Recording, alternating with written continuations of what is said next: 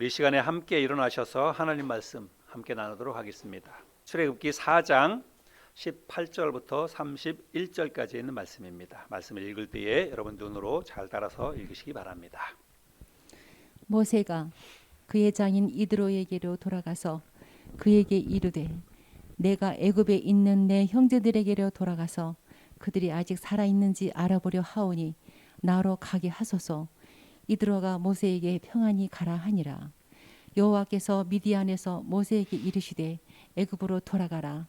네 목숨을 노리던 자가 다 죽었느니라. 모세가 그의 아내와 아들들을 나귀에 태우고 애굽으로 돌아가는데 모세가 하나님의 지팡이를 손에 잡았더라. 여호와께서 모세에게 이르시되 내가 애굽으로 돌아가거든 내가 네 손에 준 이적을 바로 앞에서 다 행하라. 그러나 내가 그의 마음을 완악하게 한즉 그가 백성을 보내주지 아니하리니 너는 바로에게 이르기를 여호와의 말씀에 이스라엘은 내 아들 대장자라.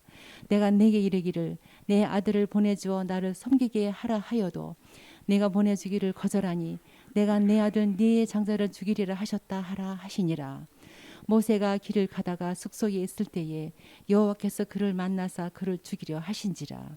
십보라가 돌칼을 가져다가 그의 아들의 포피를 베어 그의 발에 갖다 대며 이르되 당신은 참으로 내게 피난편이로다 하니 여호와께서 그를 놓아 주시니라.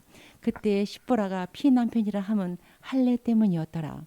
여호와께서 아론에게 이르시되 광야에 가서 모세를 맞으라 하시매 그가 가서 하나님의 산에서 모세를 만나 그에게 입맞추니 모세가 여호와께서 자기에게 분부하여 보내신 모든 말씀과 여호와께서 자기에게 명령하신 모든 이적을 아론에게 알리니라.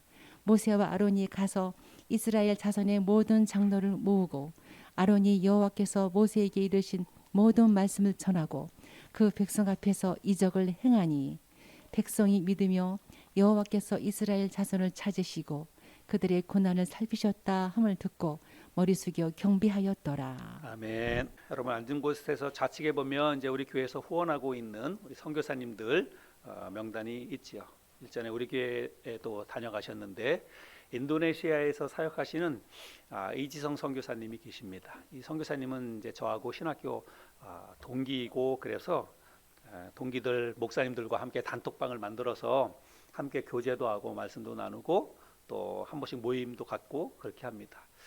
거기 이제 단톡방이 있는데 언젠가 한 번은 우리 사모님께서 급하게 기도 제목을 거기다 올려주셨어요. 그 중보기도 부탁합니다라고 하면서 기도해달라고. 기도 내용이 뭐냐면 그 부족 마을 가운데 한 사람이 집을 짓고 이제 뭐 우리식으로 하면 이제 집들이처럼 이제 초대해서 마을 주민들을 초대해서 이렇게 음식을 나누는 그런 시간이 있었답니다. 그래서 선교사님 가정도 이제 초대해서 갔는데 사실 그런 데는 굉장히 열악하거든요. 원주민들. 그래서 음식이나 이런 게 무슨 위생이라든지 이런 게 좀 취약하지요.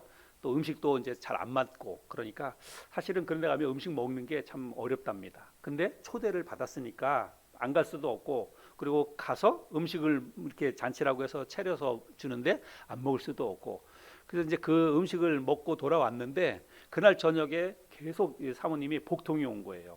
복통이 왔는데 두통까지 오고 그 이제 열도 나고 그래서 너무 막 이제 힘들게 어렵게 있는데 거기서 병원이 없어요. 원주민 지역이라 병원도 없고 약국도 없고 한번 이제 몸에 무슨 이상이 생겨서 밖으로 나오려면 비행기를 불러야 됩니다. 경비행기를 불러서 그 원주민 마을에 오면 그 경비행기를 타고 이제 시내까지 가야만 되는 거예요. 그래서 이제 그 사모님 그러니까 목사님하고 선교사님하고 사모님하고 너무 이제 걱정이 되는 거예요. 근데 경비행기를 부를까 말까. 뭐 경비행기를 부른다고 해서 그게 뭐 바로바로 오거나 그런 게 아니잖아요. 콜택시처럼. 그래서 굉장히 이제 어려운 상황인데 뭐 어쩔 수 없으니까 가지고 있던 이제 장티푸스 그 관계된 그 약을 하나 드시고 그냥 참고 견디는 거예요. 그러면서 이제 기도 부탁을 한 겁니다. 그래서 우리 목사님들하고 사모님들하고 걱정하면서 계속 같이 중보기도를 했거든요. 감사하게도 이제 그 다음 날 조금씩 가라앉고 그래서 며칠 고생하시고 그래도 큰 어려움 없이 나았습니다. 근데 이제 그것뿐만이 아니라 우리 선교사님 이야기를 들어보면 뭐 여러 가지 진짜 정말 뭐 힘들고 어려운 일들이 너무 많아요. 특별히 이제 그 선교사님 자녀들이 셋 있는데 어렸을 때 아이들하고 가가지고는 아이들이 언어라든지 또 선교사님은 부족 마을을 막 다니다 보니까 여기 가서 조금 이제 언어를 익힐만 하면 또 다른 데 가서 하다 보면 아이들이 이제 혼선이 오는 거죠. 그래서 아이들이 언어적인 충격과 문화적인 충격 이런 것 때문에 굉장히 힘들어했다라고 하는 것입니다. 위생도 뭐 말이 아니죠. 아이들이 요즘 우리나라에 뭐 이가 없잖아요. 근데 그 선교사님 아이들이 머리에 이가 생겨가지고 그런 일도 있었고, 그러니까 하여간 질병이라든지 이 안전 문제가 굉장히 취약하고 어렵다고 이야기를 합니다.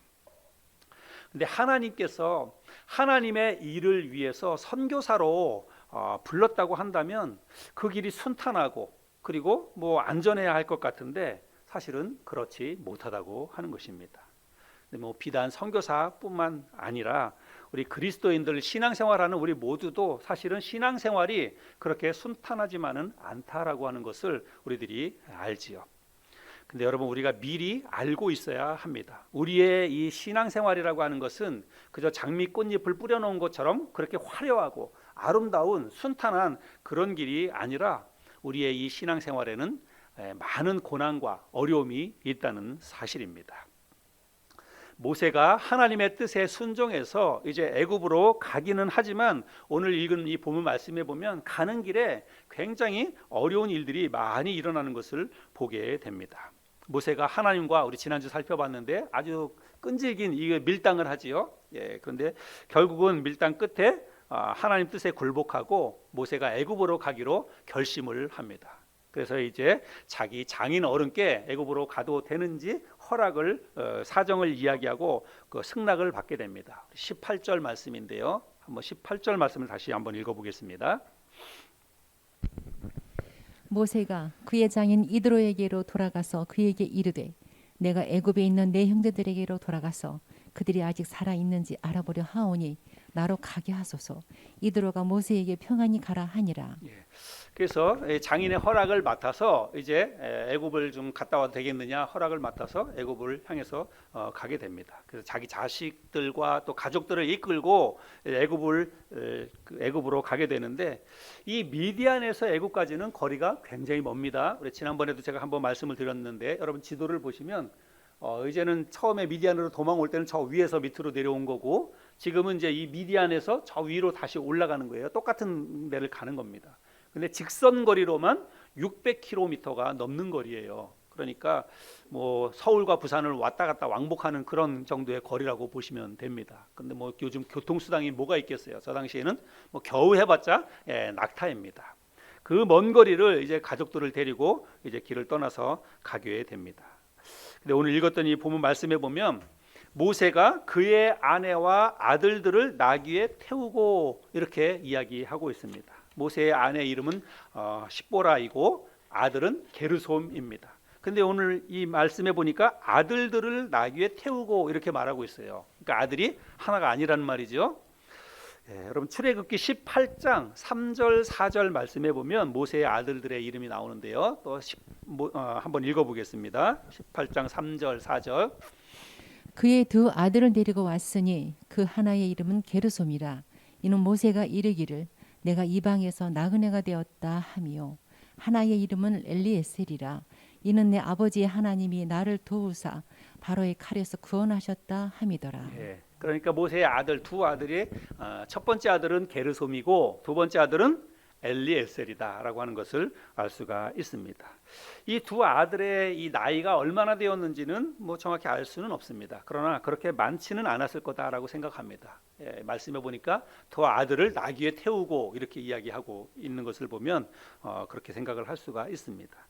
그래서 자신의 아내와 두 아들을 데리고 이제 먼 애굽을 향해서 길을 나서게 되는데 이 길을 나서려고 할 때 하나님의 음성이 들려옵니다. 하나님께서 모세에게 뭐라고 말씀하시냐면 21절부터 23절까지인데 또 한번 다시 보겠습니다. 여호와께서 모세에게 이르시되 네가 애굽으로 돌아가거든 내가 내 손에 준 이적을 바로 앞에서 다 행하라. 그러나 내가 그의 마음을 완악하게 한즉 그가 백성을 보내주지 아니하리니 너는 바로에게 이르기를 여호와의 말씀에 이스라엘은 내 아들 내 장자라. 내가 네게 이르기를 내 아들을 보내주어 나를 섬기게 하라 하여도 네가 보내주기를 거절하니 내가 내 아들 내 장자를 죽이리라 하셨다 하라 하시니라. 무슨 말입니까? 이제 모세에게 뭐라고 하나님이 얘기하냐면 이제 애굽으로 가서 바로 왕 앞에 가서 내가 너에게 보여주었던 그 이적을 먼저 다 행하라는 것입니다. 우리가 하나님께서 모세에게 그 보여주셨던 이적 세 가지를 우리 지난번에 살펴봤잖아요. 지난 주일에 첫 번째는 뭐였죠? 지팡이가 뱀으로 변하는 그 기적을 보여주셨고 그거를 가서 행하라는 것입니다. 바로 앞에 가서.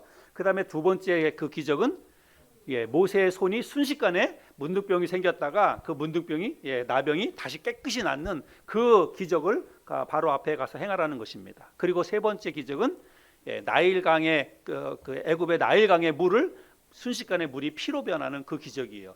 그 바로 왕 앞에 가서 먼저 그 기적을 다 행하라고 하는 거예요.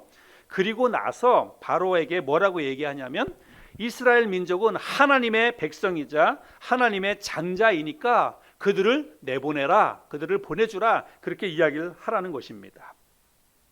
근데 문제는 뭐냐면 네가 바로 앞에 가서 그런 기적을 행하고 또 내가 지금 하라고 했던 이 말을 바로 왕에게 다 전해도 바로가 네 말을 듣지 않을 것이다.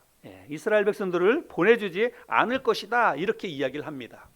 그러니까 하나님은 이미 결과를 다 알고 있는 거예요.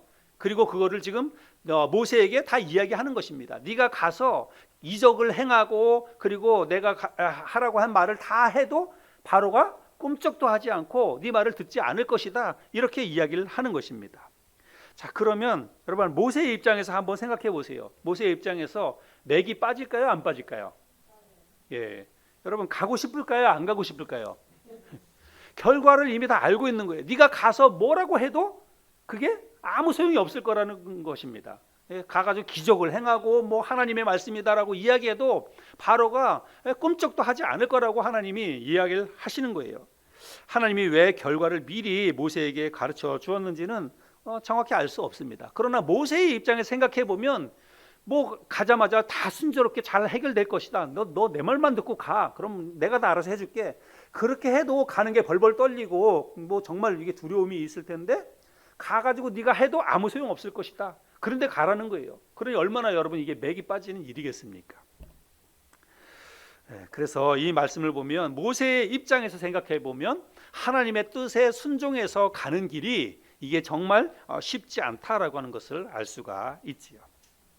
그런데 더 힘들고 어려운 일이 벌어지게 됩니다. 이건 뭐 정말 황당하고 어처구니 없는 그런 일이 벌어지게 돼요. 24절 말씀인데 또 읽어보겠습니다. 우리 같이 한번 읽어볼까요? 24절 시작. 모세가 길을 가다가 숙소에 있을 때에 여호와께서 그를 만나사 그를 죽이려 하신지라. 여기 숙소라고 하는 것은 광야에 어떤 여행객이라든지 혹은 뭐 상인들이 지나가다가 잠시 머물면서 거기서 잠깐 쉬었다 가는 그런 숙소를 이야기합니다. 임시 거처를 이야기하는 거예요. 거기에서 이제 모세가 잠깐 가족들을 데리고 잠깐 쉬어가고 가려고 거기 머물고 있는데 갑자기 하나님이 나타나서 어떻게 하는 거예요? 모세를 죽이려고 했다고 하는 것입니다. 뭐 이유가 없어요. 근데 그냥 모세를 죽이려고 했다는 것입니다. 갑자기 나타나서. 성경에 하나님이 모세를 왜 죽이려고 했는지 그 이유는 하나도 기록이 되어 있지 않습니다.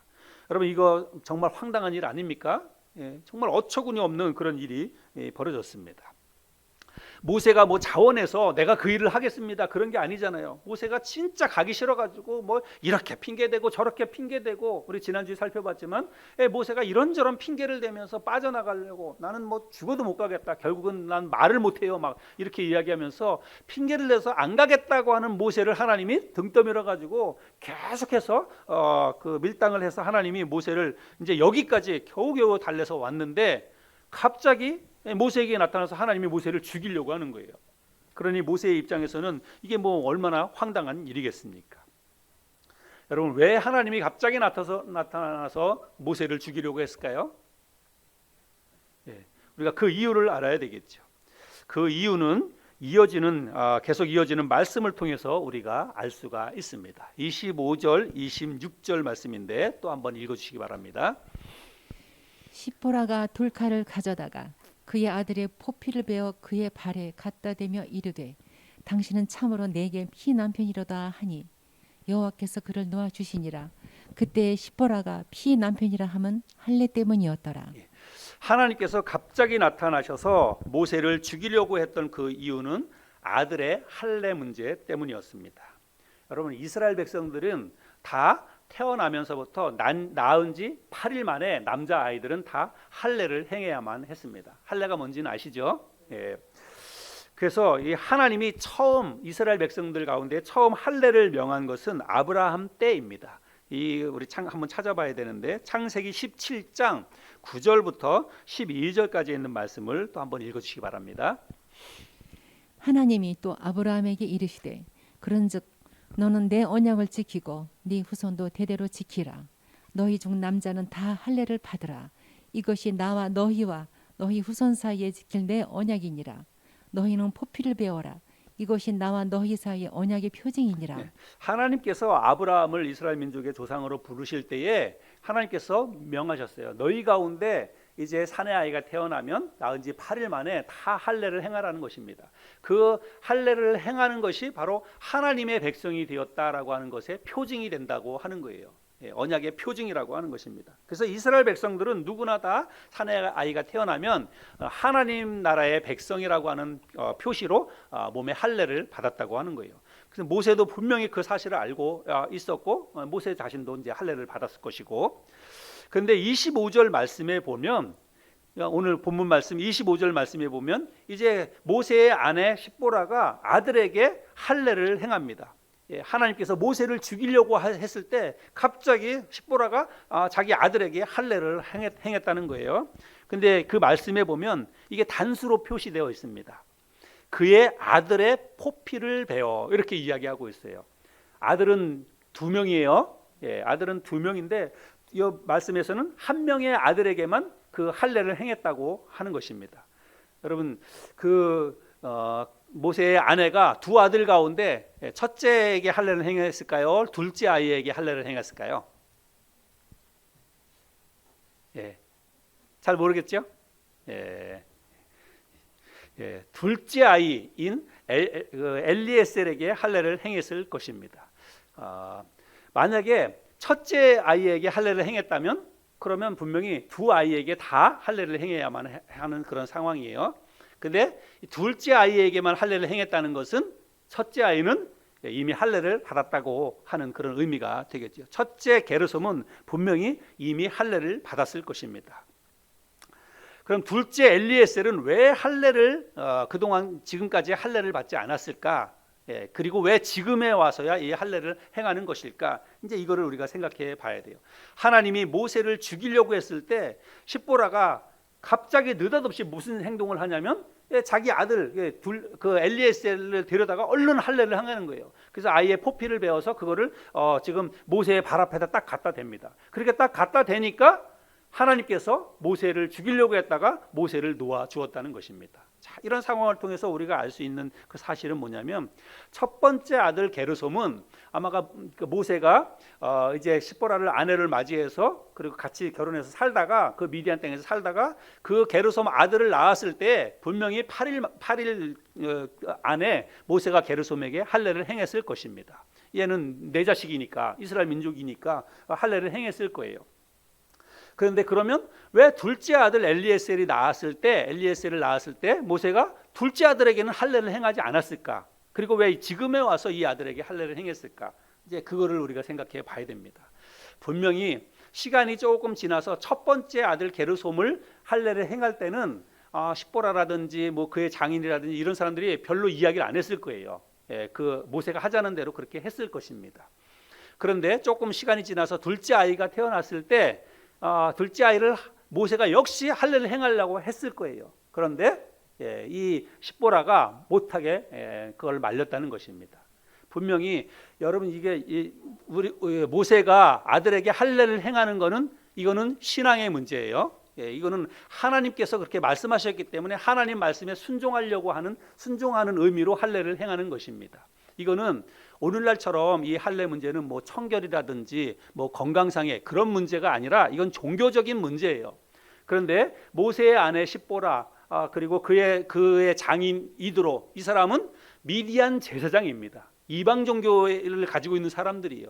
그러니까 모세가 자기 아들에게 할례를 행할 때에는 이거는 이스라엘 민족을 향한 그런 이제 어떤 종교적인 의미로 행했는데, 두 번째 아이 때는 이거를 십보라가 못하게 말린 것입니다. 종교적인 문제 때문에 분명히 그랬을 거예요. 내 아들, 둘째 아들에게는. 왜냐하면 첫 번째는 뭐 그냥 결혼했으니까, 이제 얼마 안 됐으니까 남편이 하자는 대로 그냥 순순히 따라 했는데, 시간이 지나서 둘째 아들에는 목소리가 커진 거예요. 십보라가 목소리가 커지고 발언권이 커져서 네 맘대로 못한다고, 아마 그래서 아들에게 이제 할례를 못하게 막았을 것입니다. 그래서 모세가 안 된다고, 그래도 할례를 행해야 된다고 아마 분명히 그렇게 했을 텐데도 십보라가 더 이제 목소리가 커진 거예요. 그래서 결국은 모세가 둘째 아들에게는 할례를 하지 못했을 것입니다. 근데 분명히 모세가 그때 뭐라고 얘기했냐면, 아마 분명히 얘기했을 거예요. 이 문제가 나중에 이러다가 하나님 앞에 우리가 벌 받는다. 하나님의 뜻에 순종하지 않았기 때문에 하나님께서 우리 아들에게든지 우리에게든지 하나님이 분명히 징계할 거다. 아마 그렇게 이야기했을 것입니다. 근데 갑자기 이제 길을 가다가 하나님이 모세를 죽이려고 하니까 십보라가 그게 딱 떠오른 거예요. 진짜 하나님께서 이제 우리를 벌 주는가 보다. 그렇게 해가지고 내 남편을 데려가려는가 보다. 왜냐하면 할례 받지 않았기 때문에, 우리 아들에게 할례를 행하지 않았기 때문에. 그래서 이제 그게 딱 생각이 난 거예요. 그래서 갑자기 느닷없이 하나님이 그 천사를 통해서 모세를 죽이려고 하니까 자기 아들의 포피를 빨리 베어가지고 그거를 모세의 발 앞에다 딱 갖다 댔습니다. 그래서 하나님께서 그 십보라가 한 행동을 보고 모세를 죽이려고 했던 그 뜻을 철회하고 천사가 물러갔다는 것입니다. 이해가 되시겠죠? 예. 하나님은 아마, 근데 모세도 그 둘째 아들 엘리에셀에게 할례를 행하지 않고 지금까지 그냥 넘어왔어요. 그랬는데 그 당시만 하더라도 아마 이게 이 정도까지 심각한 문제인지는 모세 자체도 아마 지금 인식을 잘 못했지 않았을까, 이런 생각이 듭니다. 그런데 이제 하나님께서 모세를, 이스라엘 민족을 애굽에서 건져내는 민족의 지도자로 이제 모세를 선택하시고 모세에게 그 일을 맡겨주셨는데, 하나님의 입장에서 보자면 이제 해결해야 될 문제가 있는 거예요. 그렇죠? 모세 그 지도자가 되기 전에 모세 스스로 하나님의 말씀에 순종해야만 하나님이 그 사람을 쓸 수가 있는 거잖아요. 근데 자기 아들에게 할례를 행하지 않은 그 문제가 있기 때문에 하나님께서 그 문제를 이제 해결하고 애굽으로 가게 하기 위해서 하나님이 나타나셔서 이 일을 했다는 것입니다. 결국은 근데 어쨌든지 간에 모세는 하마터면 죽을 뻔했어요. 정말 이걸로 보면 끔찍한 일이 벌어질 수도 있었다는 것이지요. 아무튼 이제 겨우겨우 그 문제가 지나고 나서 모세가 애굽을 향해서 가게 됩니다. 근데 하나님께서 애굽에 가기 전에 모세의 형인 아론에게 나타나셔서 아론에게 모세를 맞이하라고 그렇게 이야기를 합니다. 이 아론과 모세가 그 전에 형제이긴 하지만 그 전에 알고 지냈는지, 뭐 서로 내통이 있었는지 그것은 잘 몰라요. 그럼 우리가 지금 출애굽기 말씀을 쭉 살펴보지만 모세는 갓난아기로 태어나자마자 그 당시에 이제 갓난아기들 다 죽이라고 하는 이 바로 왕의 명령이 떨어져서 모세는 그 어린 나이에 이제 물론 이제 뭐 조금 자랄 때까지는 엄마 손에서 키웠지만 바로의 그 공주의 아들로 입양이 돼서 왕궁에 들어가서 살았잖아요. 그러니까 뭐 갓난애 때는 뭐 자기 형이 누군지 뭘 알겠어요? 모르겠죠. 그래서 왕궁에 들어가서 살다가 지금 40년 만에 자기 형을 만나는 거예요. 그러니까 서로 아마 뭐 얼굴이라든지 이런 거는 잘 몰랐을 것이다. 충분히 우리가 그렇게 생각을 할 수가 있습니다. 아무튼 하나님이 아론에게 이제 모세를 맞이하라고 그렇게 이야기를 합니다. 자, 27절부터 오늘 본문 말씀 31절까지인데 또 한번 읽어주시기 바랍니다. 여호와께서 아론에게 이르시되 광야에 가서 모세를 맞으라 하시매 그가 가서 하나님의 산에서 모세를 만나 그에게 입 맞추니 모세가 여호와께서 자기에게 분부하여 보내신 모든 말씀과 여호와께서 자기에게 명령하신 모든 이적을 아론에게 알리니라. 모세와 아론이 가서 이스라엘 자손의 모든 장로를 모으고 아론이 여호와께서 모세에게 이르신 모든 말씀을 전하고 그 백성 앞에서 이적을 행하니 백성이 믿으며 여호와께서 이스라엘 자손을 찾으시고 그들의 고난을 살피셨다 함을 듣고 머리 숙여 경배하였더라. 그래서 아론이 광야로 나가서 지금 애굽을 향해서 오고 있는 자기 동생이지만 이제 이스라엘 민족의 지도자이죠. 가서 모세를 맞이하고 깍듯이 예의를 표하고, 그리고 함께 이제 그 애굽에 와서 그 애굽 백성들에게 기적을 먼저 보여주고 하나님의 뜻을 전합니다. 하나님의 말씀을 다 전했더니 이스라엘 백성들이 다 그것을 받아들이고, 하나님께서 이제 이 모세를 우리에게 보내셨구나라고 해서 모세를 맞이했다라고 하는 것입니다. 자, 오늘 우리가 함께 읽었던 이 말씀, 이제 이런 내용입니다. 오늘 이 말씀을 통해서 여러분 어떤 생각이 드십니까? 오늘 함께 나누는 이 말씀을 함께 읽고 또 나누면서 여러분 마음속에 어떤 생각이 드십니까? 저는 이 말씀을 읽고 준비하면서 정말 우리 신앙생활이 결코 쉽지 않구나. 하나님의 뜻에 순종하며 사는 것이 정말 쉬운 일이 아니구나, 이런 생각이 들었습니다. 여러분, 하나님이 가라고 했으니까 가면 모든 게 다 준비되어 있고 뭐 일이 순조롭게 그냥 착착착, 사실 그렇게 진행돼야 되는 게 맞는 거 아닙니까? 하나님이 불러서 가기 싫다고 하는 사람을 불러서 억지로 그 일을 맡기고 가면 내가 다 알아서 할 테니까 가라 그랬으면, 가면 정말 모든 일이 다 준비되어 있고 일이 순조롭게 잘 풀어지고 사실 그래야 될 것 같은데, 그런데 그렇지 않았다는 것입니다. 모세가 가는 길에 정말 힘들고 어려운 일들이 있었고 또 하마터면 죽을 뻔한 그런 일도 일어나게 되었지요. 제가 교회를 개척할 때 하나님 앞에 기도하고, 충분히 기도하고, 어느 지역으로 가서 교회를 개척해야 될까요? 고민도 하고, 그래서 둘 중 안에 하나를 두고 기도하다가 결국 용인으로 마음의 뜻을 정하고 용인 지역에 교회를 개척해야 되겠다라고 생각을 하고 용인을 왔습니다.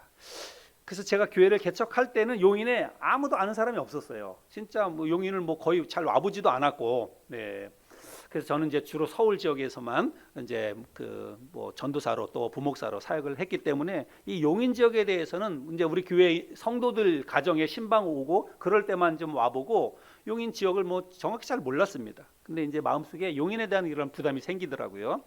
그래서 용인으로 개척을 하기로 하고 이제 지역을 왔는데, 그때 제가 어디 살고 있었냐면 서울 그 강북구 쌍문동에 살고 있었어요. 그 쌍문동에서 이제 용인에 개척하려고 하니까 이제 지역을 알아보고 와서 뭐 건물도 없고 그렇게 해야 되는 거 아니에요? 그 쌍문동에서 차를 몰고 여기 오면 거의 한 2시간 정도 걸립니다. 그래서 용인의 지역에 여기 와서 뭐 다 돌아다니는 거예요. 아는 곳이 없으니까 여기저기 다 다니면서 이제 상가 임대 이렇게 써 있는 데를 주로 다니면서 가서 이제 혹시 교회 할 수 있는지 이런 걸 알아보는 것입니다. 근데 곳곳에 다 다녀봤어요. 뭐 저쪽 수지부터 시작해가지고 여기 미금역 쪽 있는 데서부터 시작해서 저 신갈까지 웬만한 데는 막 구석구석 다 다녀봤습니다. 동백 쪽 있는 곳까지도 가보고. 근데 가서 이런 데 동네가 괜찮다, 이런 데서 교회하면 괜찮겠다라고 해가지고 상가를 막 수소문해서 가서 해보면 너무 비싸요. 제가 생각했던 거하고는 뭐 감이 안 돼가지고 그런 데는 갈 수가 없어요. 또 막 다니다가 또 이렇게 해가지고 이렇게 해서 보면, 하여간 지역이 조금 마음에 들면 경제적으로는 안 되고, 그래서 경제적인 것을 맞춰가지고 이렇게 가다 보면 그런데 또 가면 또 좀 어려움이 있을 것 같고, 그래서 결국은 잘 못했어요. 거의 한 2달 정도를 그렇게 시간을 많이 그렇게 보냈습니다. 그래서 나중에는요 이게 막 낙심이 되는 거예요. 이러다 교회도 하지도 못하고 이미 교회 하기 전에 막 마음이 지치는 것입니다. 건물 하나 얻는 게 이렇게 힘들구나. 너무 이게 잘 안 되니까 너무 힘들고, 그래서 저녁 때 이 동네 와가지고 다 돌아다니다가 이제 또 집에 가야 되니까 껌껌해가지고 또 집을 향해서 이렇게 갈 때 보면 진짜 마음이 막 낙심이 되는 거예요. 이 교회 시작하기도 전에 정말 이렇게 지치는구나, 이런 생각이 좀 많이 들었습니다.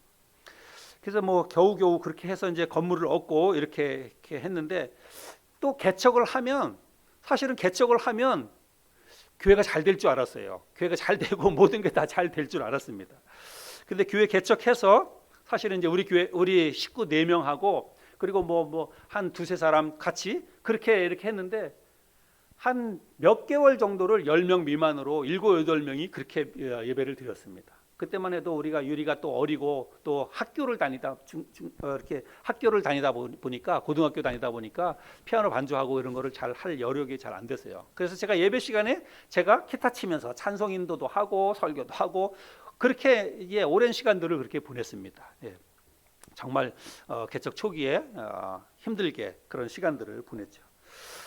그러나 하나님의 은혜로 이제 이렇게 저렇게 해서 조금씩 성도들 늘어나고 새로운 영혼들도 오고 또 성도들이 보태지고, 여러분도 아시겠지만 우리 교회 이렇게 거쳐간 그런 사람들도 또 굉장히 많이 있잖아요. 그래서 이렇게 저렇게 해서 그래도 조금 이제 교회 뭐 틀도 이루어지고 또 성도님들도 이렇게 조금 늘어나고, 그래서 조금 재밌게 이렇게 사역을 좀 하고 이제 조금 뭔가 이제 그런 좀 의미 있는 그런 사역들도 할 수 있겠다 이런 생각이 들만 할 때 우리 다 아는 것처럼 교회 어려운 일이 생겼지요. 우리 집사님 두 분 가정과 또 친구 가정이 교회를 떠나는 그런 일들이 있었습니다. 제가 목회 사역하면서 정말 가장 힘든 시간들을 보냈습니다. 뭐 저뿐만 아니라 여러분들에게도 가장 힘들고 어려운 그런 시간이었죠. 그러나 뭐 어떻게 합니까? 또 하나님 앞에 다시 마음을 추스리고 교회 사역을 교회 문 닫을 수 없지요. 그런 어려움이 있다고 해서 교회 문 닫으면 뭐 되겠습니까? 다시 마음을 추스리고 성도님들과 함께 또 다시 힘을 모아서 우리가 또 한번 열심히 해봅시다. 그렇게 해서 또 마음을 다 이렇게 해가지고 열심히 또 이제 사역을 하려고. 그래서 2020년에 연초에 제가 2020년 표어가 뭐예요? 다시 새롭게 시작하는 해. 다시 새롭게 시작하는 해라고 하는 표어를 정하고 여러분들하고 또 우리 한번 또 다시 해봅시다. 열심히 한번 해봅시다. 그렇게 해가지고 으쌰으쌰하고 막 시작하려고 딱 하다가 뭐예요? 코로나가 뻥! 코로나가 2021년 1월에 뻥 터졌어요. 코로나 터지고 나서 지금까지 2년 동안 꽉 채워서 2년 동안 정말 어떻게 보면 힘들고 어려운 그런 시간들을 이렇게 보내고 있습니다. 참 목회가 쉽지 않다 그런 생각이 들었습니다. 그런데 여러분 어디 뭐 목회만 그렇습니까? 목사나 선교사들에게만 이런 힘들고 어려운 일이 있습니까? 여러분들에게도 다 있다고 생각돼요. 특별히 우리 신앙생활하는 그리스도인들이 신앙생활하면서 겪는 힘들고 어려운 일들이 많이 있다 이런 생각이 듭니다. 근데 여러분 어쩌면 우리가 잘못 알고 있고 혹은 착각을 하고 있는지도 모릅니다. 무슨 얘기냐면 우리는 내가 예수 믿고 신앙생활 열심히 잘하면 모든 게 다 잘 될 거야. 건강도 하나님이 축복해 주시고 물질의 복도 주시고 아이들도 학교도 다 잘 될 것이고, 그래서 내가 예수 믿고 신앙생활 열심히 잘하면 모든 게 다 잘 될 거라고 생각을 하고 그것을 기대하고 우리가 신앙생활을 하고 있지 않나 이런 생각이 드는데, 여러분 어쩌면 우리가 그 생각부터 좀 바꿔야 되지 않을까 이런 생각이 듭니다. 물론 옛날에는 또 교회에서 그런 말도 참 많이 했어요. 여러분, 성도 여러분, 신앙생활 열심히 해야 됩니다. 신앙생활 여러분이 열심히 하면 새벽기도도 열심히 나오고 하나님 앞에서 봉사도 잘하고 물질도 드리고 그렇게 하면 하나님이 여러분 가정을 축복해 주실 것입니다. 가족 모두 다 건강하고 장수의 복도 주시고 물질의 복도 주십니다. 예전엔 그런 설교도 목사님들이 많이 했습니다.